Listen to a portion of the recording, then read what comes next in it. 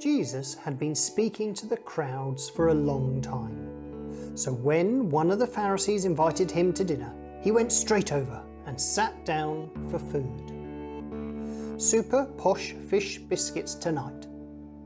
Normally, people are supposed to wash their hands before eating, but Jesus didn't bother.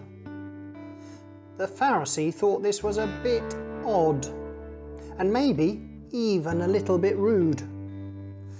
So Jesus said to him, "It is not what's on the outside that matters, you know. You people wash all your dishes, cups, pots and pans, but on the inside you're still dirty. You're greedy and mean. Don't you realise that God can see what's on the inside as well as what's on the outside?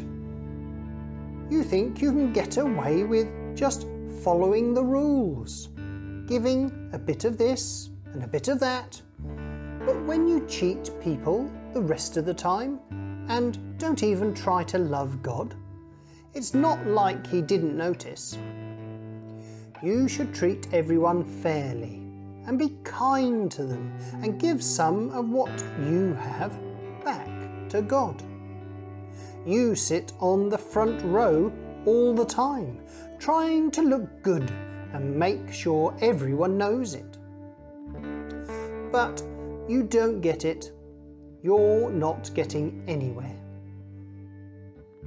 The other guests had been staring at Jesus, their frowns getting bigger by the minute. "Excuse me," said one of the men who was a teacher of the law. "You've just said some pretty mean things about us right there." The other guests had been staring at Jesus, their frowns getting bigger by the minute. "Excuse me," said one of the men, who was a teacher of the law. "You've just said some pretty mean things about us right there." "You're no better," said Jesus. "You tell people they must do this and they must do that, but you don't try to help them.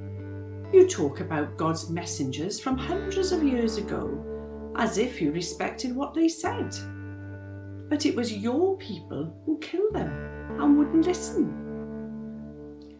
God sent those people to you to try and show you the right way to go, to try and show you how much He loved you.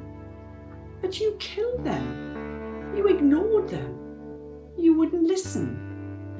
Do you really think God won't punish you?